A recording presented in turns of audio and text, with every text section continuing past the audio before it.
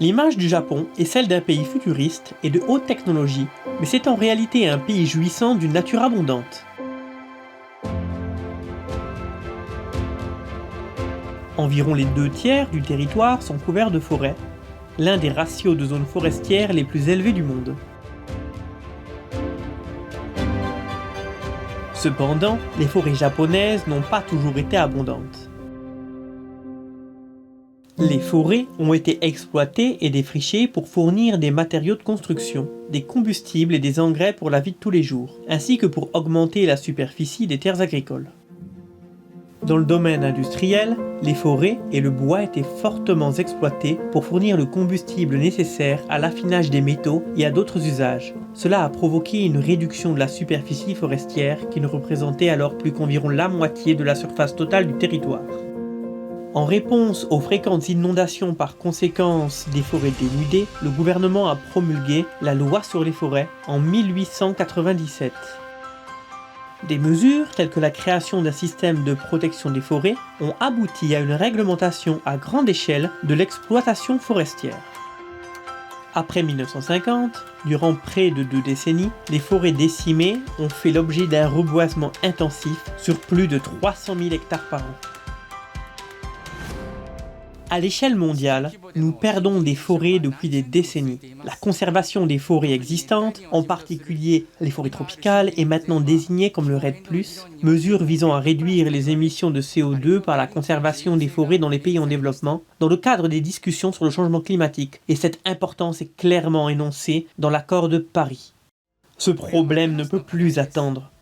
Nous devons restaurer les écosystèmes forestiers qui ont subi une dégradation significative. La plantation d'arbres est donc une question extrêmement importante. La gestion durable des forêts est pratiquée dans tout le Japon. Regardons maintenant quelques exemples d'initiatives prises à Hokkaido. La ville d'Erimo est située dans le sud-est d'Hokkaido.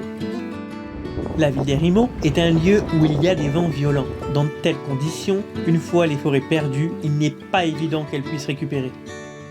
Afin de résoudre ce problème, un projet de reverdissement à grande échelle du cap d'Erimo a été lancé. En 1953, le bureau de conservation de la forêt d'Erimo a été créé au sein du bureau forestier du district du Urakawa et le projet de reverdissement a commencé. Après plusieurs essais, nous avons compris que le pin noir était l'espèce la mieux adaptée à ce lieu. Je pense que le fait que l'écosystème a été rétabli a montré le caractère remarquable de ce projet de reverdissement. La ville de Shimokawa est située au nord d'Hokkaido. Environ 90% de la ville est couverte de forêts et son abondante verdure naturelle la rend très attrayante. Nous promouvons une gestion durable des forêts en plantant 50 hectares d'arbres chaque année et en les cultivant pendant 60 ans.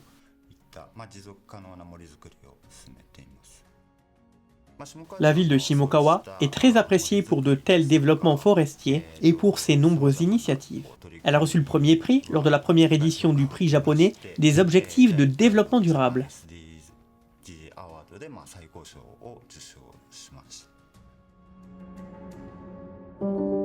La ville d'Asahikawa est située dans le centre d'Hokkaido. Asahikawa est notamment remarquable pour ses meubles. Comment des meubles qui ne font qu'utiliser des matériaux locaux ont-ils acquis une telle valeur ajoutée et sont-ils devenus mondialement reconnus ? À l'époque, l'artisanat d'Asahikawa était à un moment charnière de son histoire avec le passage d'un artisanat ordinaire à un artisanat basé sur le design. Le concours de design IFDA s'est tenu à Asahikawa et a rassemblé des designers de renommée mondiale.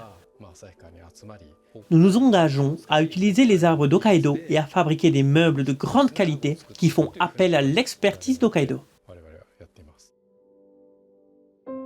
Une fois qu'une forêt est dénudée, sa restauration nécessite une main-d'œuvre, des coûts et surtout un temps considérable. Il y a un siècle, les forêts japonaises ont été décimées par une utilisation excessive résultant de l'augmentation de la population et des changements de la structure industrielle. Mais les forêts ont pu être restaurées grâce à des initiatives et à des efforts continus et constants. Tant que les forêts recevront des soins appropriés, elles pourront sans aucun doute se régénérer.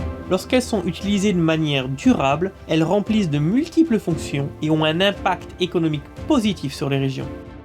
Une gestion durable des forêts exige une bonne gouvernance forestière.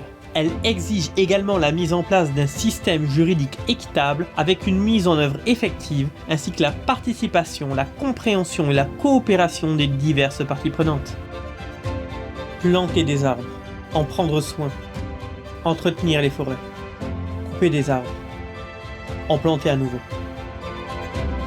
Il est crucial que les hommes continuent de protéger ce cycle qui représente le meilleur usage que l'on peut faire des forêts.